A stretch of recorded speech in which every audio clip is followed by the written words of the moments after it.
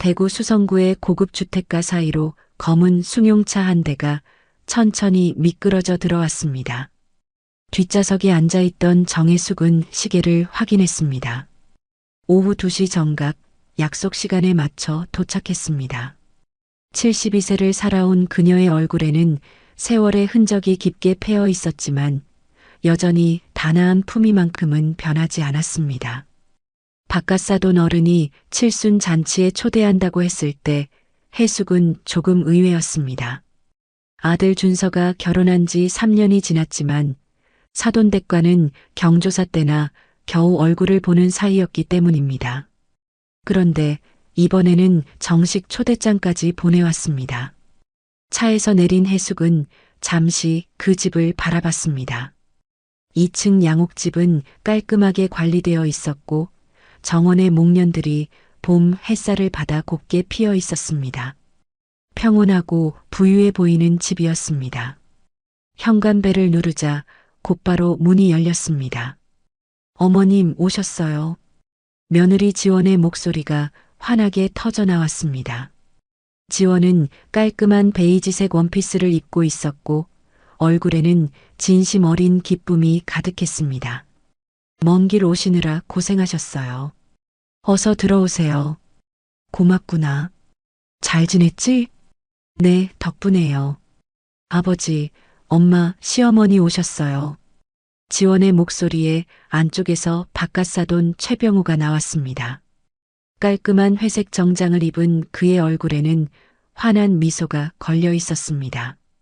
어서 오세요, 사부인. 초대에 응해주셔서 감사합니다. 별 말씀을요.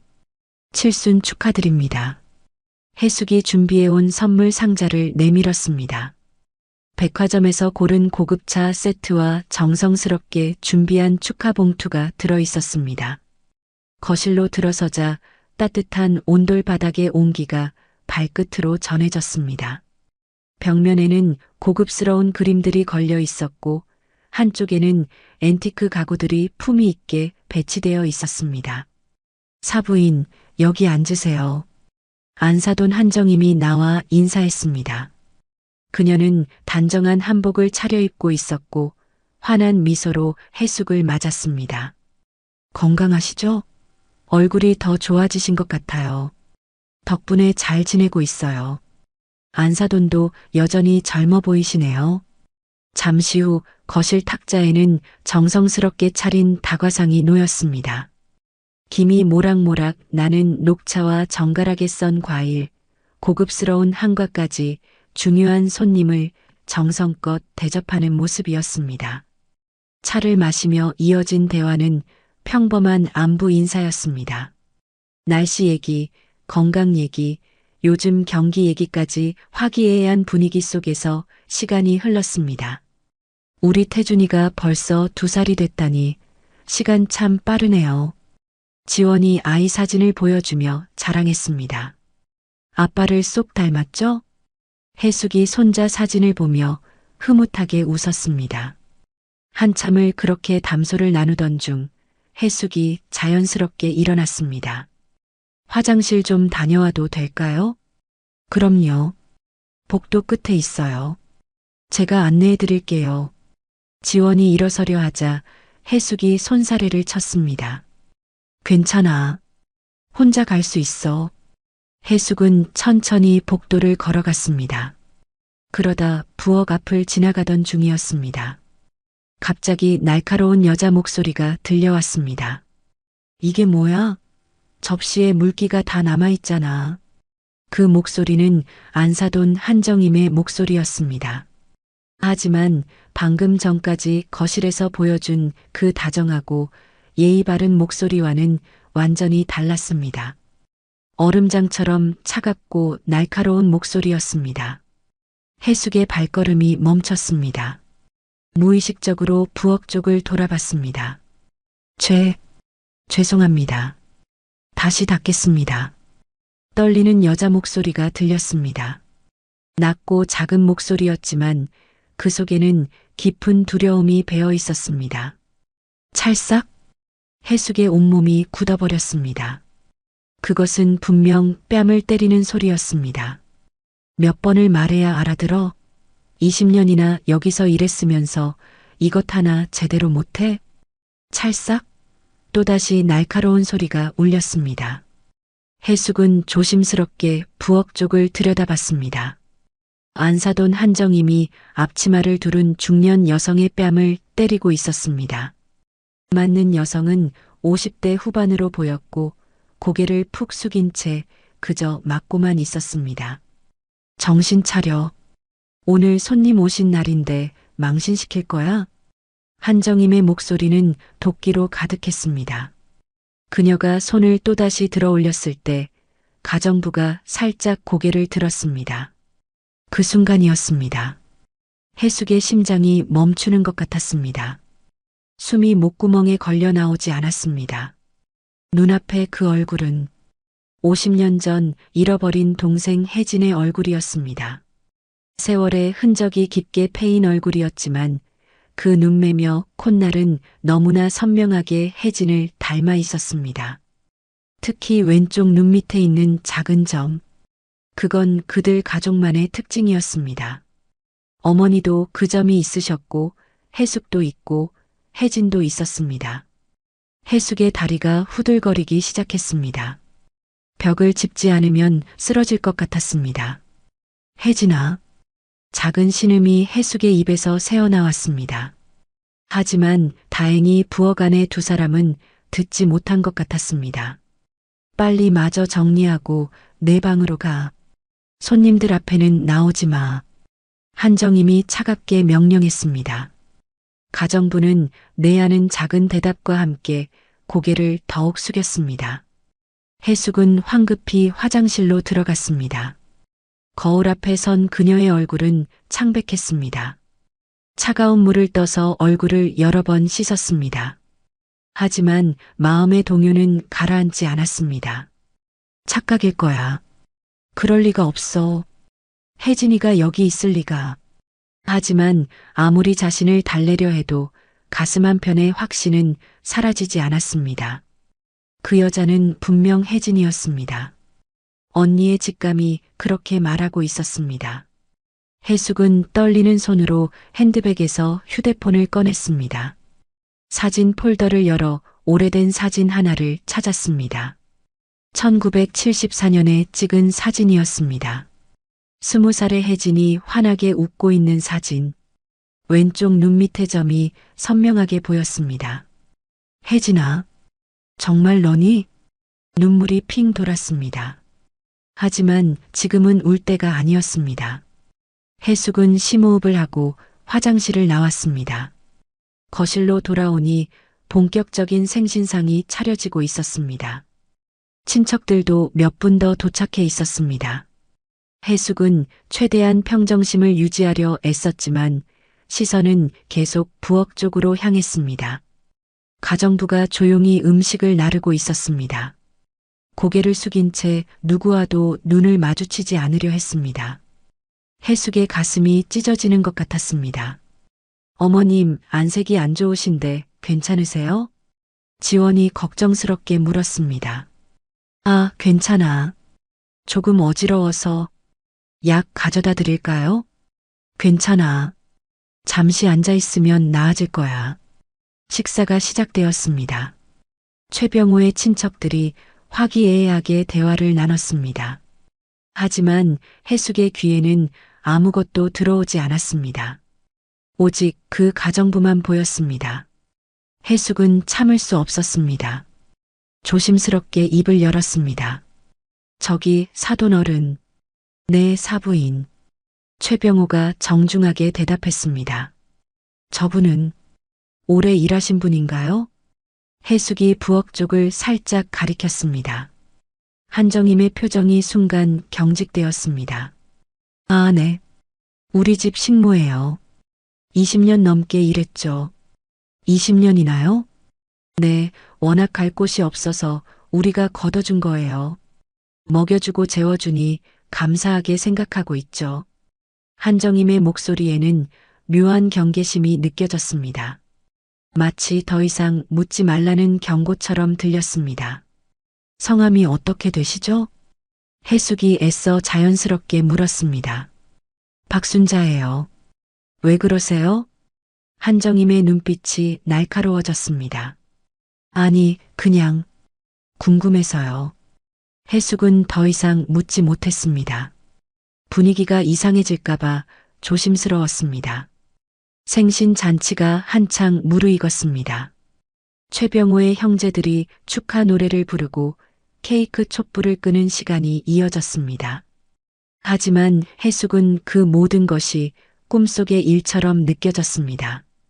화장실 좀 다시 다녀올게요.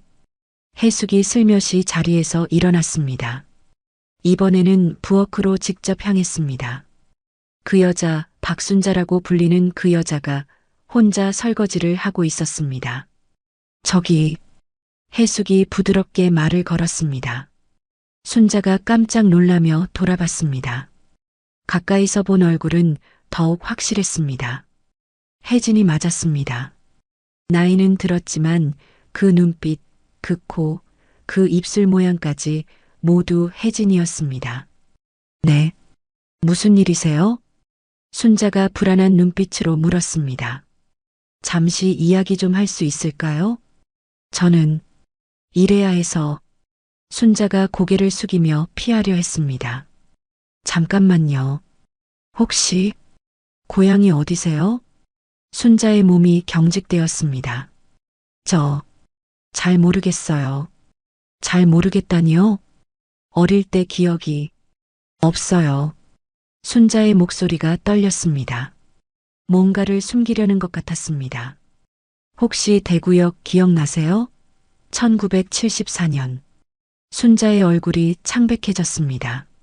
손에 들고 있던 그릇이 떨어질 뻔했습니다. 왜 그런 걸 물으시는? 바로 그때였습니다. 뭐 하세요? 차가운 목소리가 등 뒤에서 들렸습니다. 한정임이 부엌 문가에 서 있었습니다. 눈빛은 의심과 경계로 가득했습니다.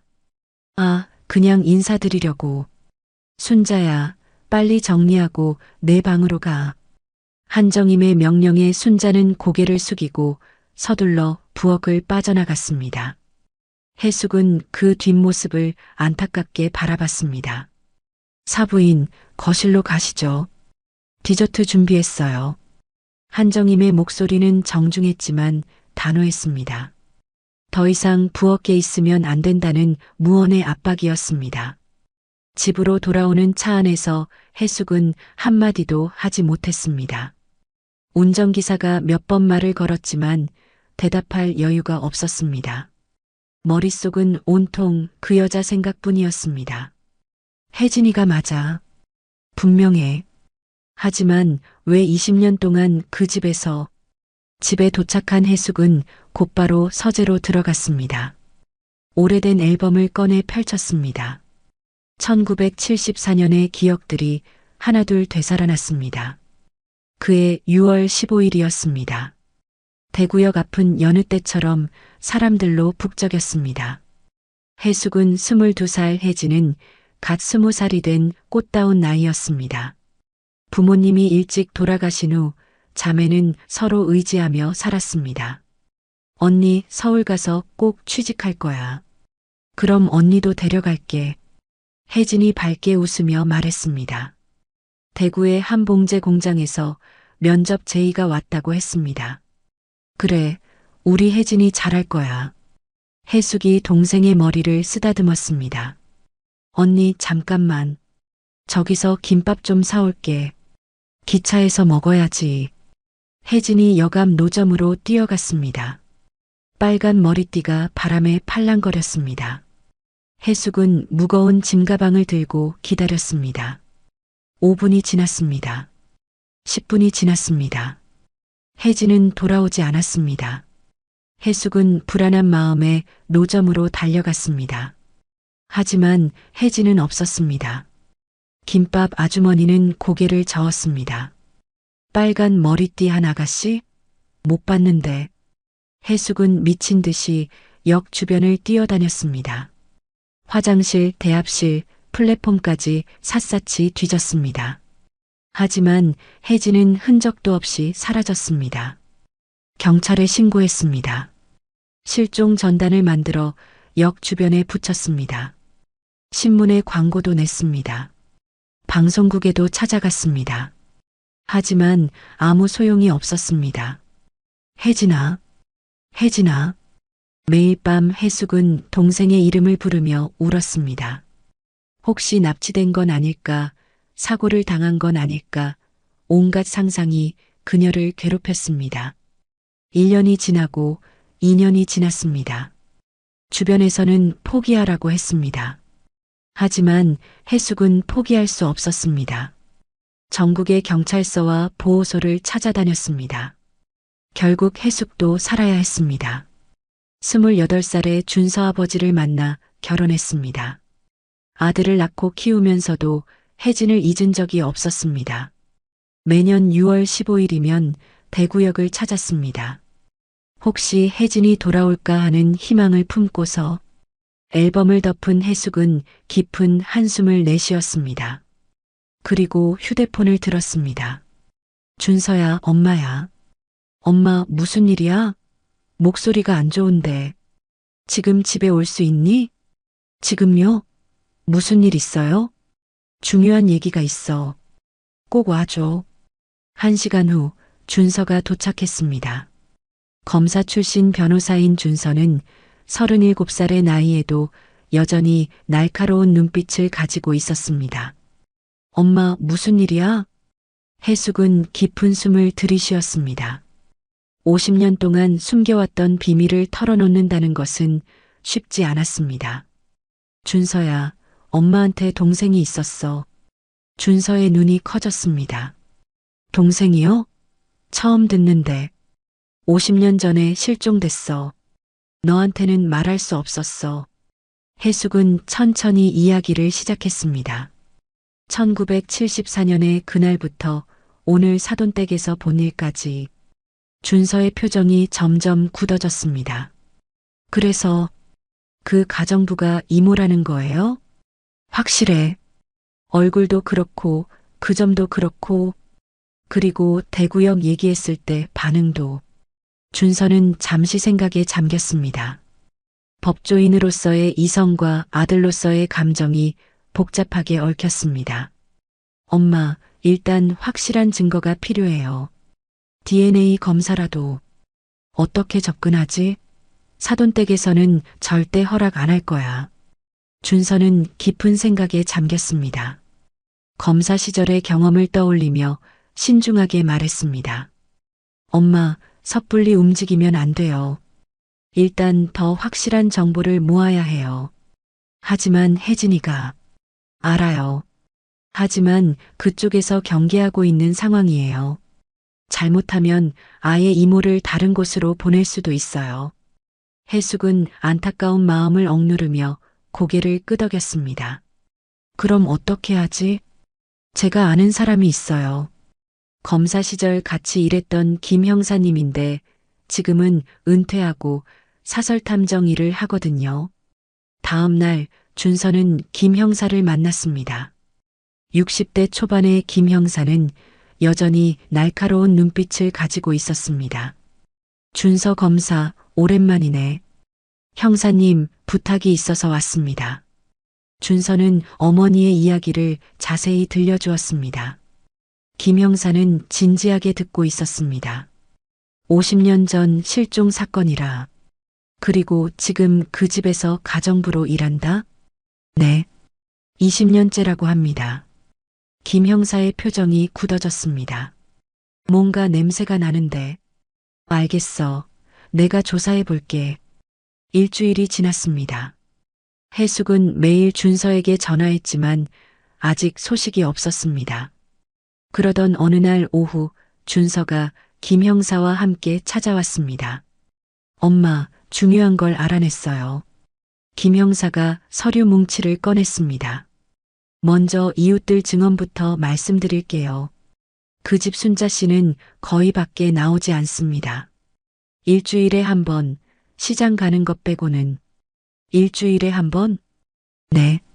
그것도 정해진 시간에만. 화요일 오전 10시에서 10시 30분. 해숙의 가슴이 아팠습니다. 30분만? 네. 동네 슈퍼 아주머니 말로는 항상 급하게 와서 정해진 것만 사고 뛰어간대요. 김 형사는 다른 서류를 펼쳤습니다. 그리고 이상한 점을 발견했습니다. 2004년 대구 근교 산촌 마을 기록을 찾아봤는데 그 해에 신원 미상의 젊은 여성이 발견된 기록이 있어요. 신원 미상? 네. 정신이 좀 이상한 상태였다고 합니다. 마을의 박씨 노부부가 데려다 돌봤는데 두 분이 돌아가신 후 마을을 떠났다고 해요. 해숙의 심장이 빠르게 뛰었습니다. 그게 혜진이? 시기가 맞아요. 그리고 그 여성이 떠난 직후 최 씨 집에 가정부가 들어왔습니다. 준서가 덧붙였습니다. 그런데 엄마, 더 이상한 게 있어요. 뭔데? 최 씨 집에서 장애인 연금을 받고 있어요. 박순자 명의로. 장애인 연금? 김 형사가 설명했습니다. 지적장애 3급으로 등록되어 있는데 문제는 그 통장을 한정임 씨가 관리한다는 거예요. 해숙의 얼굴이 창백해졌습니다. 그럼 혜진이가 장애가 실종 당시의 충격이나 그 이후 무슨 일이 있었을 가능성이 큽니다. 방 안에 무거운 침묵이 흘렀습니다. 해숙은 눈물을 참으며 물었습니다. 그럼 이제 어떻게 해야 하죠? 김 형사가 신중하게 말했습니다. 일단 직접 만나서 확인해야 합니다. 하지만 그 집에서는 절대 허락하지 않을 거예요. 그럼 화요일 오전 시장에 가는 그 30분이 유일한 기회입니다. 준서가 고개를 끄덕였습니다. 다음 주 화요일에 시도해보죠. 해숙은 불안한 마음으로 화요일을 기다렸습니다. 월요일 밤은 한숨도 못 잤습니다. 50년 만에 동생을 만날 수 있을지도 모른다는 기대와 혹시 아닐지도 모른다는 두려움이 뒤섞였습니다. 화요일 아침 9시 30분, 해숙은 준서와 함께 시장 근처에 차를 세웠습니다. 김 형사는 다른 쪽에서 지켜보고 있었습니다. 엄마, 너무 긴장하지 마세요. 그래. 하지만 해숙의 손은 계속 떨렸습니다. 10시 정각 한 여인이 시장 입구에 나타났습니다. 낡은 회색 점퍼를 입고 커다란 장바구니를 든 모습이었습니다. 고개를 숙이고 빠른 걸음으로 걸어왔습니다. 저 사람이에요. 김 형사가 문자를 보냈습니다. 해숙은 천천히 차에서 내렸습니다. 다리가 후들거렸습니다. 시장 안으로 들어가 순자를 따라갔습니다. 순자는 야채 가게 앞에서 멈췄습니다. 배추 하나, 무 하나 주세요. 순자의 목소리를 들은 순간 해숙은 확신했습니다. 나이든 목소리였지만 혜진의 목소리였습니다. 해숙은 천천히 다가갔습니다. 저기, 순자 씨? 순자가 깜짝 놀라며 돌아봤습니다. 두 사람의 눈이 마주쳤습니다. 순자의 눈이 흔들렸습니다. 누구세요? 저 정혜숙이라고 해요. 혹시? 해숙은 말을 멈췄습니다. 순자가 겁에 질린 표정으로 주변을 둘러보고 있었습니다. 죄송해요. 저 가야 해요. 순자가 돌아서려 했습니다. 잠깐만요. 혹시 1974년 6월 15일 기억나세요?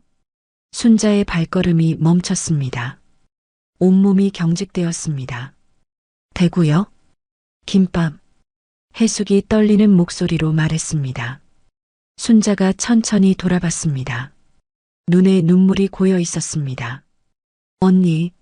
아주 작은 목소리였지만 해숙은 분명히 들었습니다. 혜진아, 맞지? 내가 혜진이 맞지? 순자가 입술을 깨물었습니다. 눈물이 뺨을 타고 흘러내렸습니다. 언니, 나 기억 잘 안 나. 하지만 언니 얼굴은 기억나. 해숙이 다가가려는 순간 순자가 화들짝 놀라며 뒤로 물러났습니다. 안 돼요. 가야 해요. 30분 안에 안 돌아가면. 무슨 일이 있어? 맞아요. 때려요.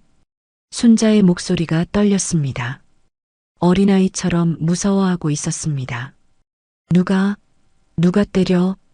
사모님, 사장님, 다 때려요. 해숙의 가슴이 찢어지는 것 같았습니다. 혜진아, 같이 가자. 언니랑 가자. 못 가요. 못 가. 죽여버린다고 했어요. 순자는 겁에 질려 뒷걸음질을 쳤습니다. 죽여버린다고. 밖에 나가면 죽여버린다고. 혜진아, 아무도 너를 죽이지 않아. 언니가 지켜줄게. 하지만 순자는 고개를 저으며 장바구니를 꽉 움켜쥐었습니다. 가야 해요. 시간 늦으면. 오늘 밤 또. 순자가 돌아서서 뛰기 시작했습니다. 해숙이 따라가려 했지만 준서가 막았습니다. 엄마, 지금은 안 돼요. 더 겁먹으면 다시는 못 만날 수도 있어요. 해숙은 멀어져가는 동생의 뒷모습을 바라보며 눈물을 흘렸습니다. 차로 돌아온 해숙은 한동안 말을 하지 못했습니다. 준서가 조심스럽게 물었습니다. 이모 맞아요? 맞아. 혜진이 맞아. 하지만 해숙은 흐느꼈습니다. 너무 무서워하고 있어. 죽인다고, 죽여버린다고 했대. 준서의 얼굴이 굳어졌습니다. 이건 단순한 폭행이 아니에요. 협박, 감금, 범죄예요. 김 형사가 전화를 걸어왔습니다. 준서 검사, 순자 씨가 집에 들어갔습니다. 정확히 28분 만에요. 네, 형사님. 그리고 집에 들어가자마자 고함 소리가 들렸다고 합니다. 이웃이 들었대요. 준서는 분노를 억누르며 물었습니다. 형사님, 우리가 할 수 있는 게 뭐가 있을까요? 일단 본인 진술이 필요한데 지금 상태로는 어려울 것 같습니다. 너무 겁에 질려 있어요. 그날 밤 해숙은 준서와 함께 대책을 논의했습니다. 엄마, 지원이를 통해서 접근해 볼게요. 지원이가? 네. 며느리니까 그나마 접근이 쉬울 거예요. 다음 날 준서는 아내에게 모든 것을 털어놓았습니다. 지원은 충격을 받았습니다. 그 순자 아줌마가 어머님 동생이라고요? 그래. 50년 전에 실종된 이모야. 어떻게? 우리 엄마가 그동안. 지원의 얼굴이 창백해졌습니다. 지원아, 내 잘못은 아니야. 하지만 도와줄 수 있어? 지원은 잠시 고민하다가 고개를 끄덕였습니다. 제가 할 수 있는 건 뭐든지 할게요. 며칠 후 지원은 친정을 방문했습니다. 평소처럼 자연스럽게 행동하려 애썼습니다. 엄마, 제가 김장 준비 도와드릴게요. 그래, 고맙네. 한정임이 만족스러운 표정을 지었습니다. 지원은 부엌에서 순자와 함께 일하게 되었습니다. 순자는 여전히 고개를 숙이고 있었습니다. 아줌마, 많이 힘드시죠? 지원이 조심스럽게 말을 걸었습니다. 순자가 잠시 고개를 들었다가 다시 숙였습니다. 괜찮아요. 아줌마, 혹시 가족이? 바로 그때 한정임이 부엌으로 들어왔습니다. 무슨 얘기하니? 날카로운 목소리였습니다. 의심스러운 눈빛으로 두 사람을 번갈아 봤습니다. 김장 양념 얘기요. 지원이 재빨리 대답했습니다. 한정임은 의심스러운 눈빛을 거두지 않았습니다. 순자는 말이 필요 없어. 시킨 일만 하면 돼. 그녀가 나가자 지원은 순자를 안타깝게 바라봤습니다. 순자는 더욱 몸을 움츠리고 배추를 다듬었습니다. 집으로 돌아온 지원은 남편에게 보고했습니다. 엄마가 계속 감시해요. 순자 아줌마랑 말도 못하게 해요. 그래도 계속 시도해야 해. 이모가 우리를 믿을 수 있게. 그 후로도 지원은 여러 번 친정을 방문했습니다. 하지만 한정임의 감시는 더욱 심해졌습니다. 심지어 순자를 아예 부엌에서 나오지 못하게 했습니다. 2주가 지났습니다. 해숙은 더 이상 기다릴 수 없었습니다. 준서야, 이러다가는 평생 못 만날 것 같아. 엄마, 다른 방법을 찾아야 해. 그때 김 형사가 전화를 걸어왔습니다. 준서 검사, 중요한 정보를 입수했습니다. 뭔데요? 최 씨 부부가 다음 주에 제주도로 여행을 간대요. 3박 4일로. 준서의 눈이 빛났습니다. 집에는 순자 씨 혼자 남는답니다. 이것은 절호의 기회였습니다. 준서는 즉시 어머니에게 알렸습니다. 엄마, 기회가 왔어요. 여행 출발 날 김 형사가 최 씨 부부가 공항으로 떠나는 것을 확인했습니다. 오후 2시 비행기가 이륙했다는 확인을 받은 후 해숙과 준서는 최 씨 집으로 향했습니다. 초인종을 눌렀지만 반응이 없었습니다. 다시 눌렀습니다. 누구세요? 안에서 작은 목소리가 들렸습니다. 순자 씨, 저 해숙이에요. 지원이 시어머니. 한참 후에 문이 살짝 열렸습니다. 순자가 겁에 질린 얼굴로 내다봤습니다. 왜 오셨어요? 혜진아, 언니야. 들어가도 돼? 안 돼요. 들어오면 안 돼요. 순자가 문을 닫으려 했습니다. 혜진아, 제발.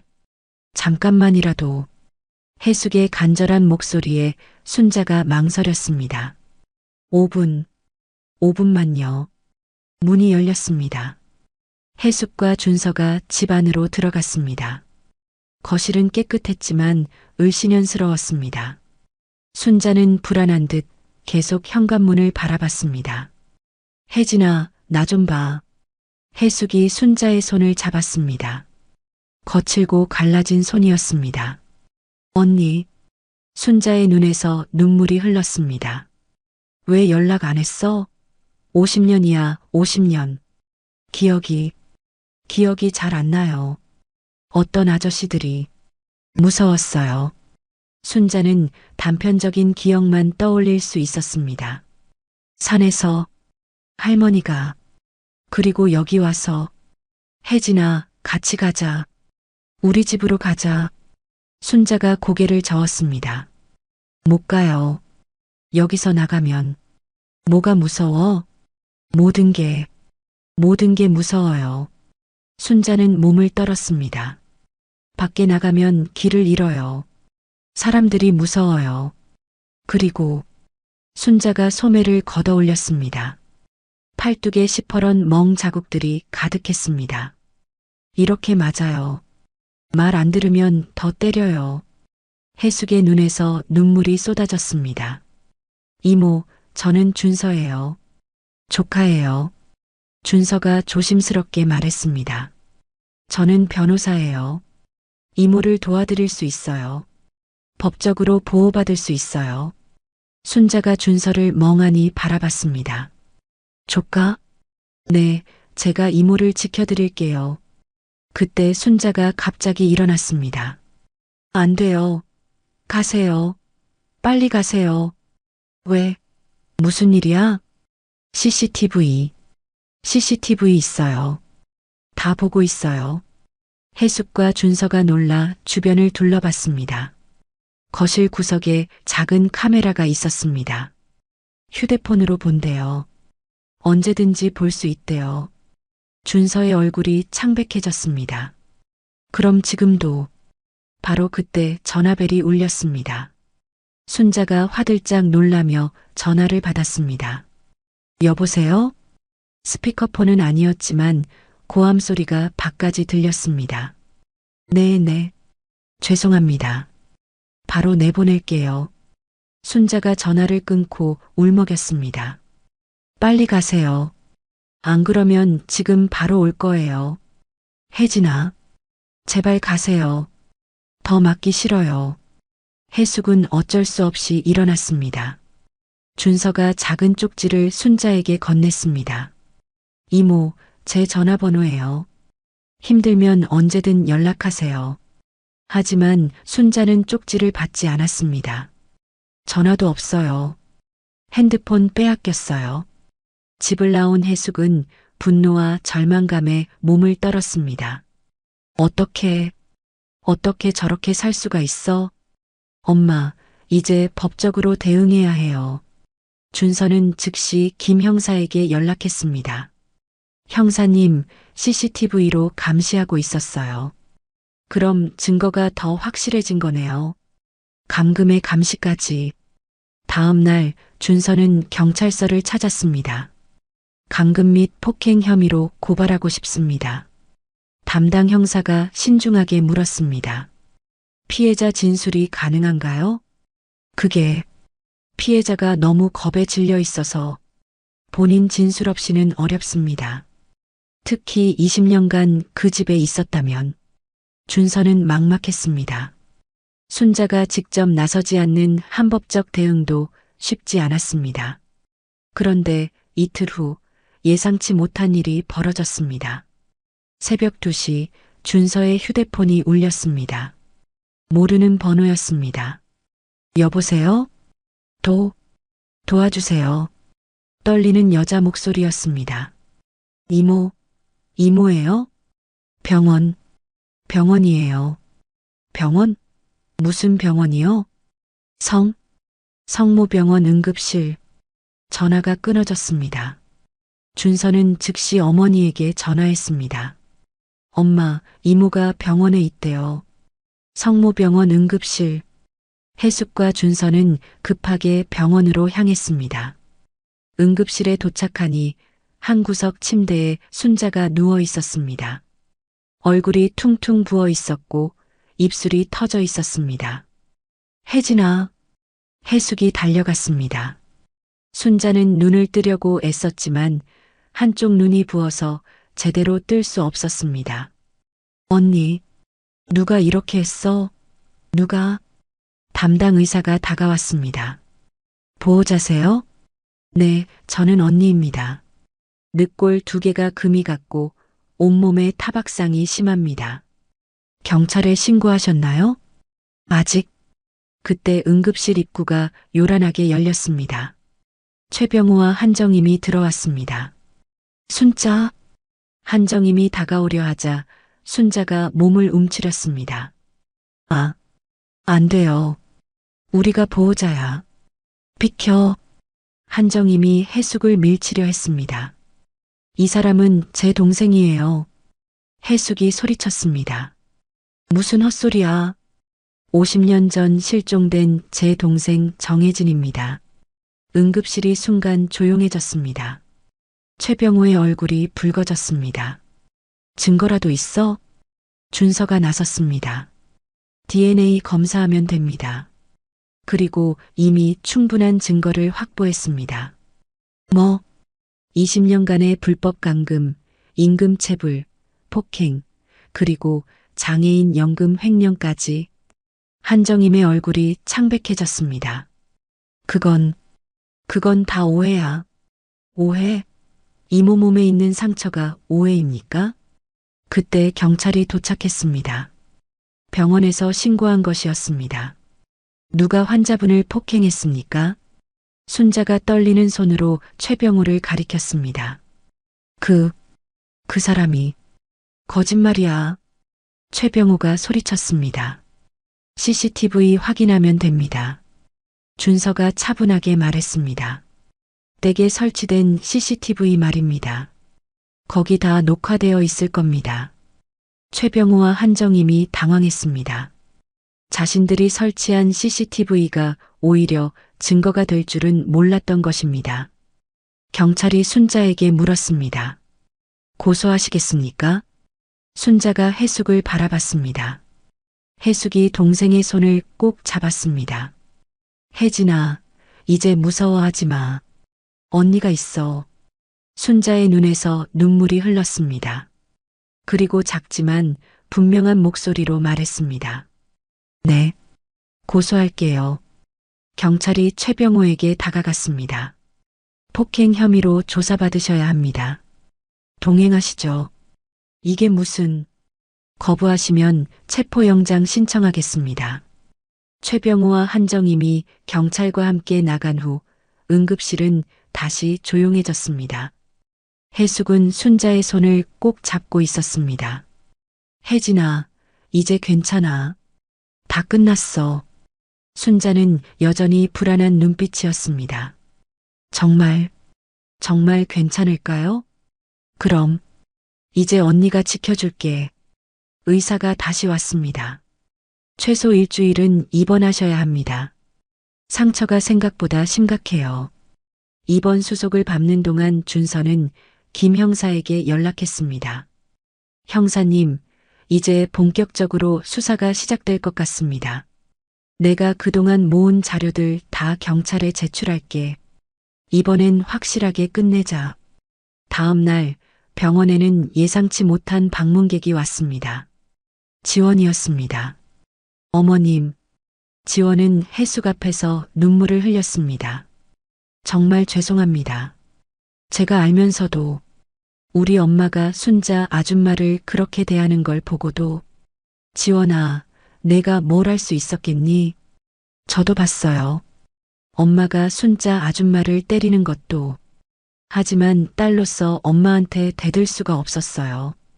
그리고 준서한테도 차마 말을 못했어요. 우리 부모님 욕하는 것 같아서 지원은 순자에게 다가갔습니다. 이모님, 정말 죄송해요. 제가 좀 더 용기가 있었다면. 순자가 놀란 표정으로 지원을 봤습니다. 아가씨가. 왜? 이제 제게도 이모님이세요. 남편의 이모님이시니까요. 지원이 가방에서 뭔가를 꺼냈습니다. 이거 제가 몰래 찍은 거예요. 휴대폰 영상이었습니다. 한정임이 순자를 때리는 장면이 녹화되어 있었습니다. 딸로서 엄마를 고발할 수는 없었지만 혹시 몰라서 증거는 남겨뒀어요.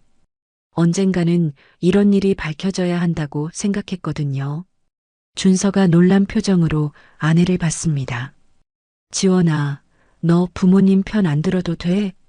이건 편들고 말고의 문제가 아니야. 잘못은 잘못이니까. 해숙이 지원의 손을 잡았습니다. 고마워, 지원아. 쉽지 않은 결정이었을 텐데. 며칠 후 경찰 조사가 본격화되었습니다. 최 씨 집을 압수수색하면서 충격적인 증거들이 나왔습니다. 20년간 월급은 한 푼도 지급하지 않았네요. 담당 형사가 장부를 보며 말했습니다. 대신 장애인 연금은 매달 빼돌렸고요. 총 피해액이 3억이 넘습니다. 3억? 해숙이 놀랐습니다. 20년 최저임금과 연금 횡령액을 합치면 그 정도 됩니다. CCTV 영상과 함께 지원이 제공한 영상도 중요한 증거가 되었습니다. 이건 상습 폭행입니다. 구속감입니다. 일주일 후 순자는 퇴원했습니다. 해숙의 집으로 가는 차 안에서 순자는 창밖만 바라봤습니다. 혜진아, 이제 우리 집이야. 집에 도착한 순자는 놀란 표정이었습니다. 여기가 언니 집이에요? 그래. 이제 내 집이기도 해. 깨끗한 방을 보여주자 순자는 눈물을 흘렸습니다. 내 방이 있다니. 당연하지. 이제 편하게 쉬어. 그런데 순자는 여전히 불안해했습니다. 밤에는 잠을 못 자고 작은 소리에도 깜짝 놀랐습니다. 언니, 내가 여기 있어도 돼? 당연하지. 일 안 하고 있어도 돼? 매번 같은 질문을 반복했습니다. 20년간의 트라우마는 쉽게 사라지지 않았습니다. 준서는 정신과 상담을 권했습니다. 이모, 치료받으면 좋아질 거예요. 하지만 순자는 병원 가는 것도 무서워했습니다. 한 달이 지났습니다. 검찰 조사가 진행되면서 더 많은 사실들이 밝혀졌습니다. 검사실에서 준서의 동료 이 검사가 사건을 담당했습니다. 준서, 내장인 장모 사건 내가 맡았어. 고마워. 공정하게 해줘. 당연하지. 그런데 이거 보통 사건이 아니야. 이 검사는 서류를 넘기며 말했습니다. 일단 감금, 폭행, 임금체불은 기본이고 장애인 연금 횡령에 문서 위조까지 있어. 문서 위조? 순자 씨 명의로 된 서류들이 있는데 본인이 쓴 게 아니야. 장애인 등록도 본인 동의 없이 했고 준서의 표정이 굳어졌습니다. 그 정도면 최소 5년에서 10년은 나올 거야. 그날 저녁 해숙의 집에서 조용한 저녁 식사가 이어졌습니다. 순자는 여전히 밥을 조금씩만 먹었습니다. 혜진아, 더 먹어. 많이 있어. 이것도 많아요. 20년간 남은 음식만 먹던 습관이 쉽게 바뀌지 않았습니다. 언니, 나 물어볼 게 있어요. 순자가 조심스럽게 말했습니다. 뭔데? 우리 진짜 자매 맞아요? 해숙이 놀란 표정을 지었습니다. 당연하지. 왜? DNA 검사 해보고 싶어요. 순자의 눈에는 간절함이 있었습니다. 나도 확실하게 알고 싶어요. 진짜 언니가 있다는 걸. 해숙은 동생의 손을 꼭 잡았습니다. 그래, 하자. 확실하게 하자. 다음 날 병원에서 DNA 검사를 받았습니다. 결과는 일주일 후에 나온다고 했습니다. 그 일주일 동안 순자는 조금씩 옛 기억을 떠올리기 시작했습니다. 언니, 우리 집에 마당이 있었어? 응, 작은 마당이 있었지. 거기 감나무가 있었나? 해숙의 눈이 커졌습니다. 맞아. 감나무가 있었어. 내가 감 따달라고 매일 졸랐잖아. 순자의 얼굴에 희미한 미소가 번졌습니다. 그리고 강아지도 있었어. 하얀 강아지. 백구, 백구 기억나? 백구. 순자의 눈에서 눈물이 흘렀습니다. 기억의 조각들이 하나둘 맞춰지고 있었습니다. 일주일 후 DNA 검사 결과가 나왔습니다. 해숙과 준서, 순자가 함께 병원을 찾았습니다. 의사가 봉투를 열었습니다. 99.9% 일치합니다. 친자매가 확실합니다. 순자가 서류를 꼭 안고 울었습니다. 진짜야. 진짜 언니가 있어. 그럼 우리 진짜 자매야. 해숙도 동생을 꼭 안았습니다. 50년 만에 과학적으로도 증명된 자매의 연결고리였습니다. 그런데 며칠 후 예상치 못한 일이 벌어졌습니다. 지원이 찾아왔습니다. 얼굴이 수척해 보였습니다. 어머님, 우리 부모님이 합의하고 싶다고 하세요. 합의? 네.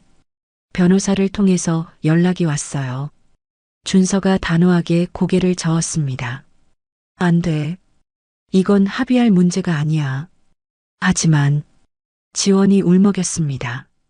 아버지가 구속되면 회사도 망하고 우리 집안이. 해숙은 지원을 안타깝게 바라봤습니다. 죄는 미워하되 사람은 미워하지 않는다지만 이건 너무 큰 상처였습니다. 그때 순자가 입을 열었습니다. 언니, 나는 괜찮아요. 모두가 놀란 표정으로 순자를 봤습니다. 뭐가 괜찮다는 거야? 그 사람들 용서는 못하지만 지원이가 불쌍해요. 순자가 지원을 바라봤습니다. 아가씨는 잘못 없어요.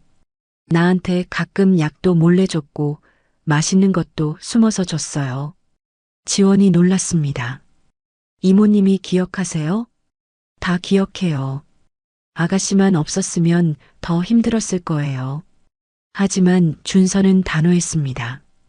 이모, 그래도 죄는 죄예요. 처벌받아야 해요. 알아요. 하지만 순자가 해숙을 바라봤습니다. 언니, 나 그 돈 필요 없어요. 언니 찾은 것만으로도 충분해요. 해숙은 고민에 빠졌습니다. 동생의 마음도 이해가 갔지만 20년의 세월이 너무 억울했습니다. 해숙은 깊은 한숨을 쉬었습니다. 혜진아, 내 마음은 알겠지만 이건 단순한 문제가 아니야. 준서도 동의했습니다. 이모, 이건 이모 개인의 문제만이 아니에요. 이런 일이 다시는 일어나지 않도록 하는 것도 중요해요. 지원은 고개를 숙였습니다. 알아요. 우리 부모님이 잘못했어요. 변명의 여지가 없어요. 그때 준서의 휴대폰이 울렸습니다. 이 검사였습니다. 준서, 큰일이야. 내 장인 어른이 자살 시도했어. 뭐? 모두가 충격에 빠졌습니다. 준서가 급히 병원으로 향했고 지원도 따라갔습니다. 해숙과 순자만 집에 남았습니다. 언니 미안해요. 뭐가 미안해? 다 내 때문에. 무슨 소리야? 내가 뭘 잘못했어? 순자는 불안한 표정이었습니다. 그래도 그 집 망하는 거 내 때문이잖아요. 해숙이 동생을 꼭 안았습니다. 혜진아, 내 잘못이 아니야. 그들이 잘못한 거야. 병원에서는 최병우가 겨우 의식을 되찾았습니다. 다행히 생명에는 지장이 없었습니다. 한정임은 남편 옆에서 울고 있었습니다. 여보, 왜 이런 짓을? 더는 못 살 것 같아서. 지원이 부모님을 보며 복잡한 심정이었습니다. 부모님의 잘못은 분명했지만 그래도 부모였습니다. 며칠 후 변호사를 통해 정식으로 합의 제안이 왔습니다. 피해 보상금 5억 그리고 정식 사과. 준서가 서류를 검토했습니다. 금액은 충분합니다. 하지만 처벌은 받아야 해요. 집행유예라도. 변호사가 난감한 표정을 지었습니다. 의뢰인이 그건 받아들이기 어렵다고. 해숙이 순자를 바라봤습니다. 혜진아, 내 생각은 어때? 순자는 한참을 생각하다가 입을 열었습니다. 언니 나 그 사람들 다시는 보고 싶지 않아요. 그래. 하지만 지원이는 우리 가족이잖아요. 준서 조카 아내니까. 순자가 준서를 바라봤습니다. 준서야, 지원이가 너무 힘들어하지 않았으면 좋겠어. 준서는 아내와 이모를 번갈아 봤습니다. 법조인으로서의 원칙과 가족으로서의 감정 사이에서 고민했습니다. 알겠어요. 이모가 그렇게 원하신다면. 결국 합의가 이루어졌습니다. 최병우와 한정임은 집행유예를 받았고 거액의 보상금을 지불했습니다. 그리고 공개 사과문을 발표했습니다. 재판이 끝난 날 법원 앞에서 해숙과 순자는 서로를 꼭 안았습니다. 이제 정말 끝이야, 혜진아. 언니, 이제 새로 시작하는 거죠? 그래, 이제부터가 진짜 시작이야. 재판이 끝나고 3개월이 지났습니다. 순자는 조금씩 일상을 찾아가고 있었습니다. 정신과 상담도 받기 시작했고 상태가 많이 호전되었습니다. 어느 날 아침 순자가 해숙에게 조심스럽게 말했습니다. 언니, 나도 뭔가 하고 싶어요. 뭘 하고 싶은데? 요리 배우고 싶어요. 해숙의 얼굴이 밝아졌습니다. 좋지. 요리학원 다녀보자. 진짜요? 순자의 눈이 반짝였습니다. 20년간 남의 집 부엌에서 일만 했지만 정작 제대로 요리를 배운 적은 없었습니다. 요리학원에 등록한 순자는 열심히 배웠습니다. 선생님도 놀랄 정도로 손재주가 좋았습니다. 순자 씨, 정말 잘하시네요. 음식에 정성이 느껴져요. 순자는 생전 처음 듣는 칭찬에 얼굴이 빨개졌습니다. 한편 지원은 시댁과 친정 사이에서 힘든 시간을 보내고 있었습니다. 부모님은 사업을 정리하고 작은 아파트로 이사했습니다. 엄마, 아빠 괜찮아요? 우리가 자업자득이지 뭐. 한정임은 많이 늙어 보였습니다. 그래도 이제야 마음이 좀 편해. 20년 동안 늘 불안했거든. 불안했다고요? 순자가 기억을 되찾을까봐. 늘 무서웠어. 지원은 복잡한 심정이었습니다. 부모님도 죄책감 속에서 살았던 것입니다. 어느 날 순자가 해숙에게 제안했습니다. 언니, 우리 고향에 한번 가보고 싶어요. 대구? 네. 우리가 살던 집 아직 있을까요? 해숙은 동생의 손을 잡았습니다. 가보자. 같이 가보자. 주말에 두 자매는 대구로 향했습니다. 준서와 지원도 함께했습니다. 옛집이 있던 자리에는 이미 큰 아파트가 들어서 있었습니다. 하지만 동네 곳곳에는 아직 옛 흔적이 남아 있었습니다. 언니, 여기 기억나요? 순자가 한 골목을 가리켰습니다. 여기서 우리 소꿉놀이 했어요. 맞아. 내가 엄마 역할 하겠다고 우겼지. 두 자매는 골목길을 걸으며 어린 시절을 떠올렸습니다. 그리고 마지막으로 대구역을 찾았습니다. 50년 전 그날의 현장이었습니다. 역은 완전히 바뀌어 있었지만 두 사람은 그 자리에 서서 한참을 말이 없었습니다. 언니 미안해요. 왜? 그날 김밥 사러 간다고 해서. 혜숙이 동생을 꼭 안았습니다. 혜진아, 내 잘못이 아니야. 우리 다시 만났잖아. 그걸로 충분해. 준서가 두 사람을 카메라에 담았습니다. 이모, 엄마 웃으세요. 50년 만에 다시 한 자리에 선 자매의 모습이었습니다. 돌아오는 길에 순자가 말했습니다. 언니, 나 작은 식당 하나 해보고 싶어요. 식당? 네. 돈 벌려는 게 아니라 혼자 사는 노인들한테 따뜻한 밥 한 끼 대접하고 싶어요. 혜숙의 눈가가 촉촉해졌습니다. 그래, 하자. 언니가 도와줄게. 정말요? 당연하지. 우리 같이 하는 거야. 준서도 지원했습니다. 이모, 제가 장소 알아볼게요. 좋은 곳 찾아드릴게요.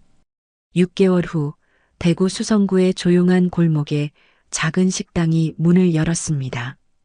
혜진의 부엌이라는 소박한 간판이 걸렸습니다. 개업식 날 많은 사람들이 찾아왔습니다. 김 형사도 왔고 순자를 치료해준 의사들도 왔습니다. 지원도 부모님 몰래 찾아왔습니다. 이모님 축하드려요. 고마워, 지원아. 순자가 지원의 손을 잡았습니다. 너희 부모님 괜찮으시니? 네. 많이 반성하고 계세요. 이모님께 직접 사과드리고 싶어 하는데 시간이 필요해. 언젠가는 만날 수 있겠지. 식당은 특별했습니다. 점심시간에는 일반 손님을 받았지만 저녁에는 혼자 사는 노인들에게 무료로 식사를 제공했습니다. 할머니, 오늘도 오셨네요. 응, 내 밥이 제일 맛있어. 순자는 환하게 웃으며 노인들을 대접했습니다. 자신이 받지 못했던 따뜻함을 이제는 다른 사람들에게 나누어 주고 있었습니다. 1년이 지났습니다. 순자는 완전히 달라져 있었습니다. 당당하고 밝은 모습이었습니다. 어느 날 준서가 중요한 소식을 가져왔습니다. 이모, 그동안 이모가 어떻게 살아오셨는지 더 자세히 조사해 봤어요. 뭘 알아냈는데? 준서는 서류를 꺼냈습니다. 1974년 대구역 인근에서 실종 사건이 여러 건 있었어요. 그 중에는 인신매매 조직도 있었고 혜숙의 얼굴이 굳어졌습니다. 그럼 혜진이가 아마 그 조직에 걸렸다가 도망친 것 같아요. 그리고 산속을 헤매다가 순자가 천천히 입을 열었습니다. 기억나요. 무서운 아저씨들이 차에 태웠어요. 그리고 어디론가 가다가 화장실 간다고 해서 도망쳤어요. 그 후에는 산속을 헤맸어요. 며칠을 굶고 그때 할머니 할아버지가 날 발견했어요. 순자의 눈에 눈물이 맺혔습니다. 박씨 할머니 할아버지 약초 캐러 산에 오셨다가 쓰러져 있는 날 발견하셨대요. 혜숙이 동생의 손을 꼭 잡았습니다. 그분들이 널 살려주신 거구나. 네. 하지만 그때 충격으로 기억을 많이 잃었어요. 이름도 집도 다 잊었어요. 준서가 덧붙였습니다. 그 마을 기록을 찾아보니 박씨 노부부가 2000년대 초반에 돌아가셨더라고요. 그 후 이모가 마을을 떠나 최 씨 집으로 간 거예요. 마을 사람들이 일자리를 알선해 준 거였구나. 순자가 고개를 끄덕였습니다. 할머니, 할아버지가 돌아가시고 갈 곳이 없었어요. 그때 마을 이장님이 최 씨 집에서 일할 사람 찾는다고. 그날 밤 해숙은 깊은 생각에 잠겼습니다. 혜진아, 우리 그 마을 한번 가볼까? 산촌 마을요? 응. 너를 구해주신 분들께 인사라도 드려야지. 며칠 후 두 자매는 대구 근교의 산촌 마을을 찾았습니다. 구불구불한 산길을 따라 올라가니 작은 마을이 나타났습니다. 여기 기억나요? 순자가 주변을 둘러보며 말했습니다. 저 나무, 저 길, 다 기억나요. 마을 회관에 도착하자 나이든 이장이 그들을 맞았습니다. 바로 20년 전 순자를 최 씨 집에 소개해준 그 사람이었습니다. 어머, 영희 아니가? 이장이 순자를 알아봤습니다. 이장님, 오랜만이에요. 이게 얼마만이야? 잘 지냈어? 이장의 얼굴에 죄책감이 스쳤습니다. 사실 그 집에 보낸 후로 늘 마음에 걸렸어. 괜찮았니? 순자가 씁쓸하게 웃었습니다. 이제는 괜찮아요. 언니를 찾았거든요. 해숙이 인사했습니다. 저는 영희, 아니 혜진이 언니입니다. 50년 전에 헤어졌다가 이제야 만났어요. 이장이 놀란 표정을 지었습니다. 50년? 그럼 영희가 진짜 가족이 있었단 말이야? 네. 제 이름은 정혜진이에요. 이장이 한숨을 쉬었습니다. 그렇구나. 박씨 할머니가 늘 말씀하셨어. 영희는 분명 가족이 있을 거라고. 할머니, 할아버지 묘소가 어디 있나요? 마을 뒷산에 있지. 내가 안내해 줄게. 산길을 올라가며 이장이 옛 이야기를 들려줬습니다. 박씨 할머니가 영희를 정말 사랑했어. 친손녀처럼 돌봤지. 돌아가시기 전까지 영희 걱정만 하셨어. 묘소에 도착한 두 자매는 무릎을 꿇었습니다. 할머님, 할아버님, 저는 혜진이 언니 해숙입니다. 우리 동생 살려주셔서 감사합니다. 순자도 묘비를 어루만지며 말했습니다. 할머니, 할아버지, 언니 찾았어요. 이제 행복해요. 그때 이장이 낡은 상자를 가져왔습니다. 이거 박씨 할머니가 영희 거라고 남기신 거야. 상자 안에는 오래된 옷가지와 작은 봉투가 있었습니다. 봉투 안에는 빛바랜 사진이 한 장 들어 있었습니다. 이게 해숙이 숨을 멈췄습니다. 20살 혜진이 들고 있던 작은 지갑 사진이었습니다. 두 자매가 함께 찍은 사진. 혜진아, 내가 이걸 계속 가지고 있었구나. 할머니가 내 주머니에서 찾으셨대요. 늘 간직하고 계셨다고. 두 자매는 서로를 꼭 안고 울었습니다. 마을을 떠나며 이장이 미안한 표정으로 말했습니다. 최 씨 집에 보낸 게 정말 미안해. 괜찮아요. 이장님도 좋은 뜻이었잖아요. 그래도 해숙이 이장의 손을 잡았습니다. 덕분에 동생이 살았어요. 감사합니다. 2년이 지났습니다. 혜진의 부엌은 이제 지역 명소가 되었습니다. 어느 날 한정임이 찾아왔습니다. 많이 늙고 초췌해 보였습니다. 혜진 씨, 순자가 놀란 표정으로 그녀를 바라봤습니다. 용서해달라는 말은 안 할게요. 그럴 자격도 없고 그저 미안하다고, 정말 미안하다고 전하고 싶었어요. 한정임이 봉투를 내밀었습니다.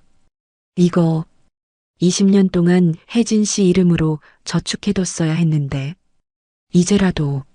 순자가 봉투를 밀어냈습니다. 필요 없어요. 하지만 대신 다른 사람들 도와주세요. 저처럼 힘든 사람들. 한정임의 눈에서 눈물이 흘렀습니다.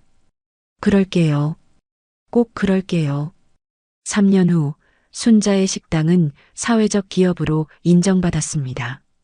정부 지원금으로 더 많은 소외계층을 도울 수 있게 되었습니다. 어느 날 특별한 손님이 찾아왔습니다.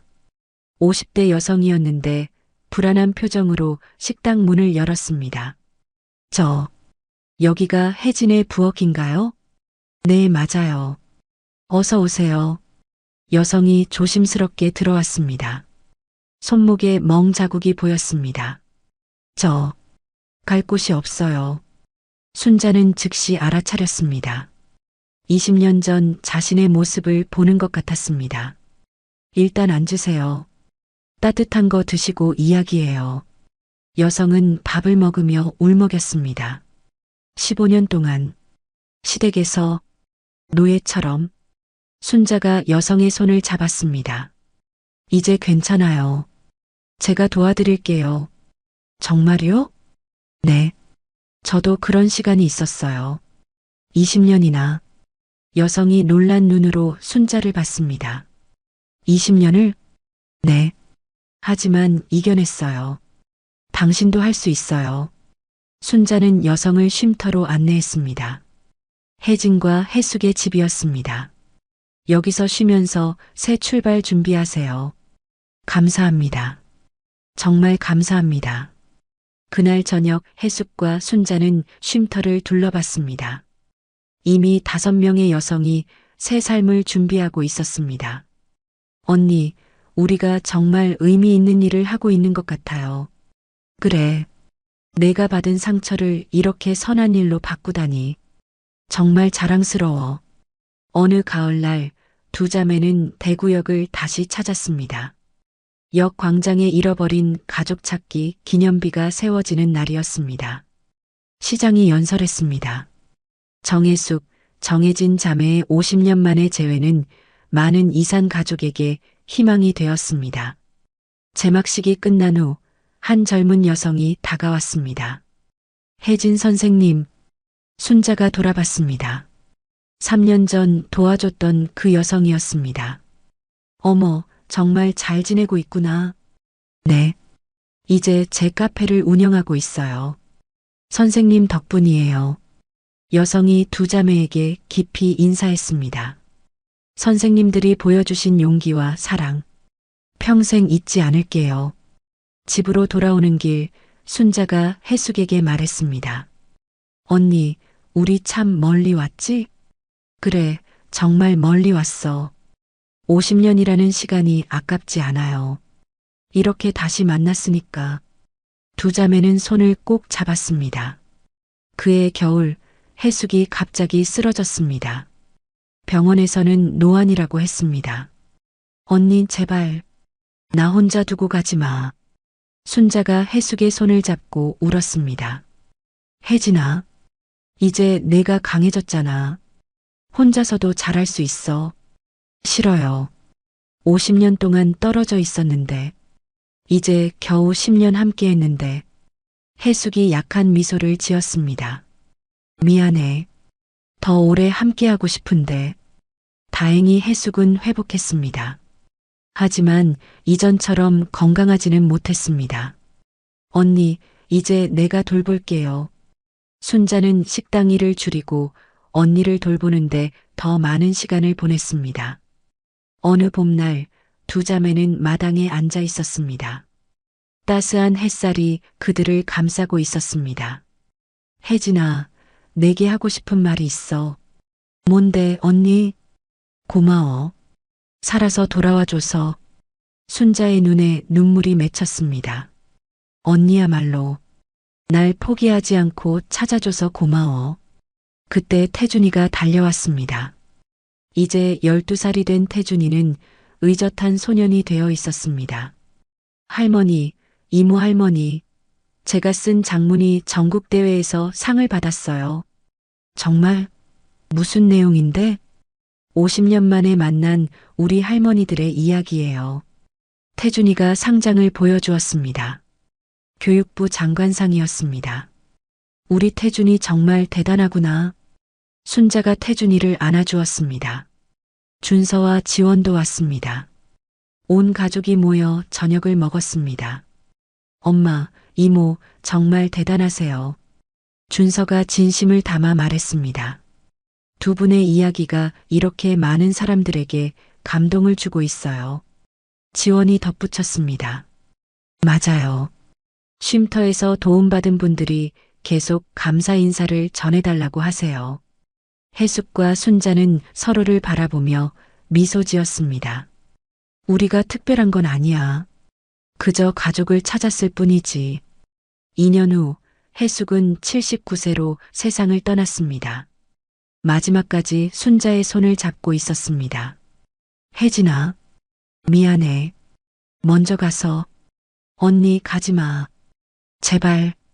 순자는 울면서 언니의 손을 꼭 잡았습니다. 기억해. 내가 얼마나 강한 사람인지. 사랑해, 우리 혜진아. 그것이 해숙의 마지막 말이었습니다. 장례식에는 수많은 사람들이 찾아왔습니다.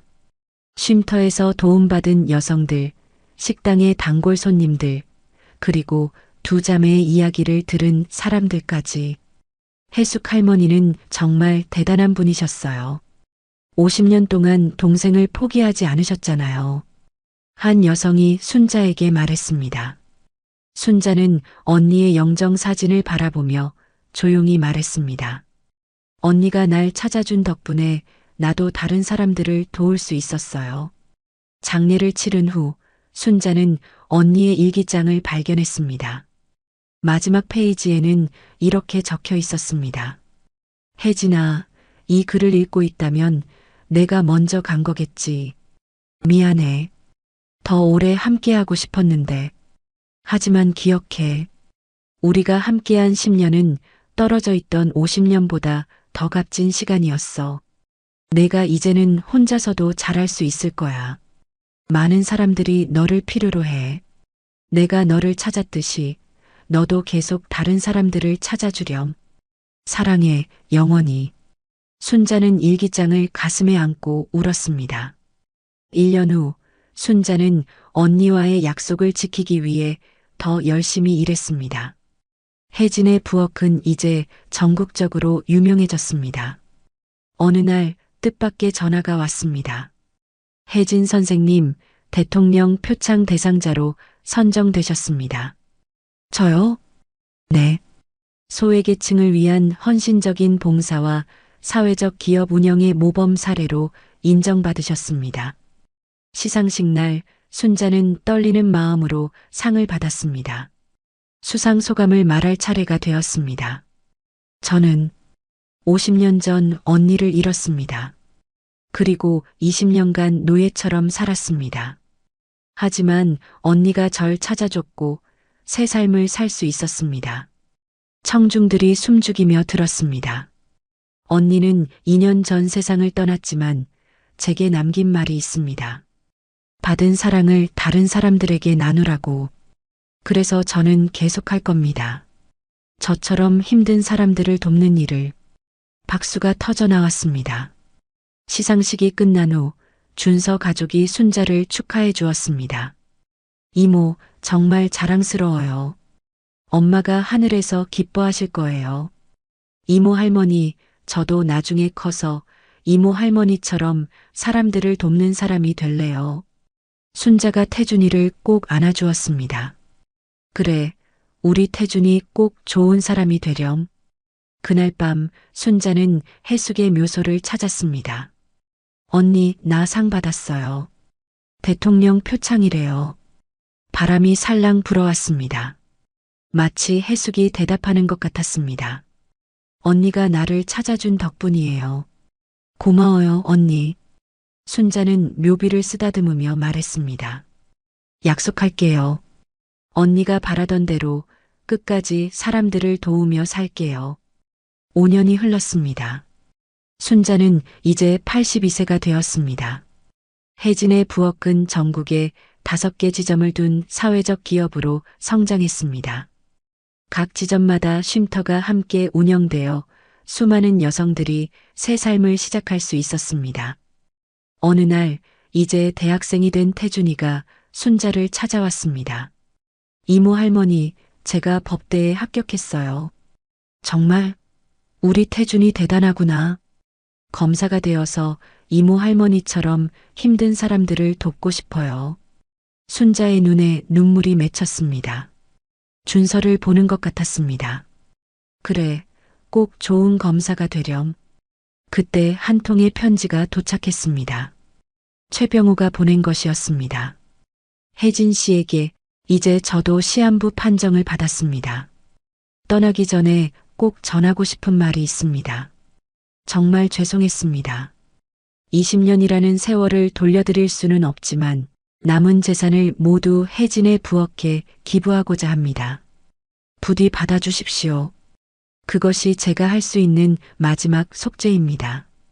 순자는 한참을 편지를 들여다봤습니다. 미움도 원망도 이제는 없었습니다. 받을게요.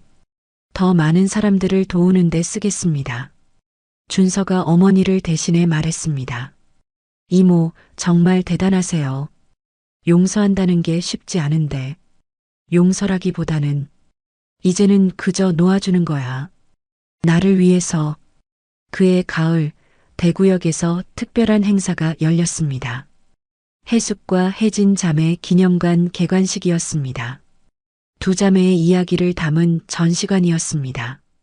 50년의 이별과 재회, 그리고 그들이 만들어낸 기적 같은 이야기들이 전시되어 있었습니다.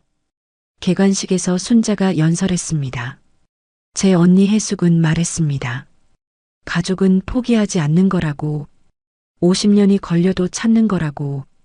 청중들이 귀 기울여 들었습니다. 저는 그 사랑 덕분에 다시 살 수 있었습니다.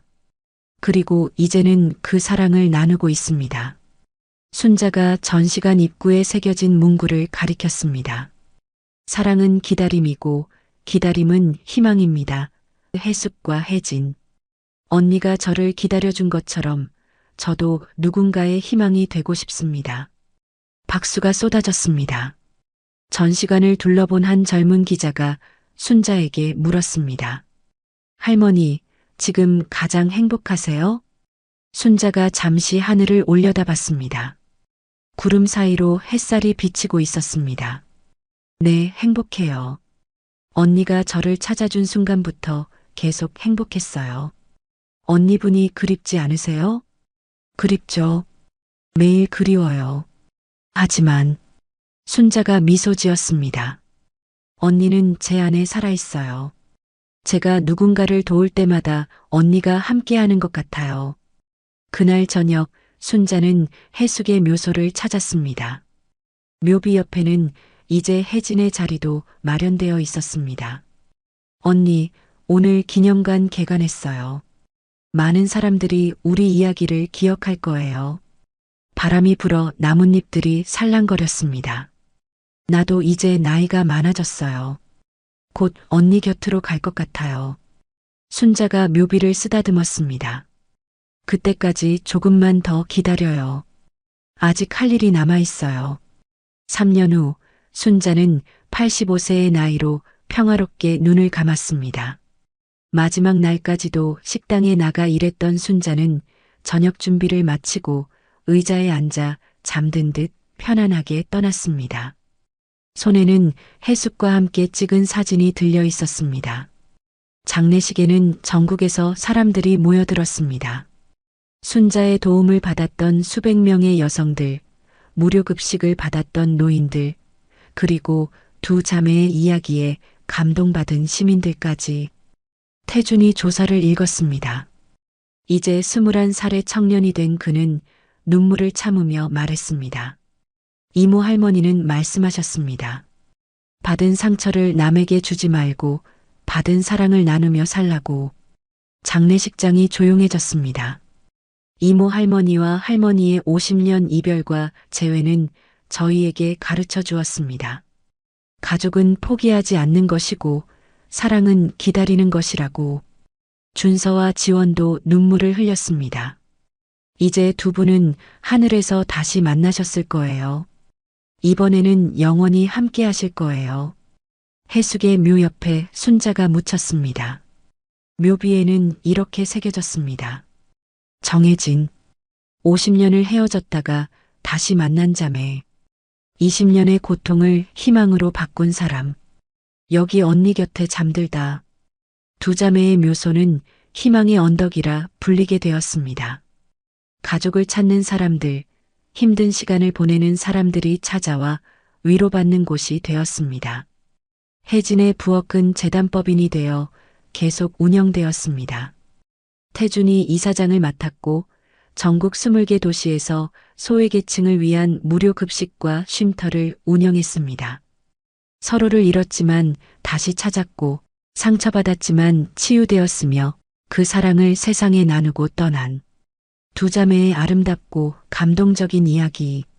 그들의 사랑과 희망은 지금도 혜진의 부엌에서, 해숙과 혜진의 집에서, 그리고 수많은 사람들의 가슴 속에서 영원히 계속되고 있습니다. 여러분, 오늘 이야기 어떠셨나요? 이야기가 마음에 닿았다면 구독과 좋아요 부탁드릴게요. 여러분의 따뜻한 댓글 하나가 모두에게 큰 힘이 됩니다. 감사합니다.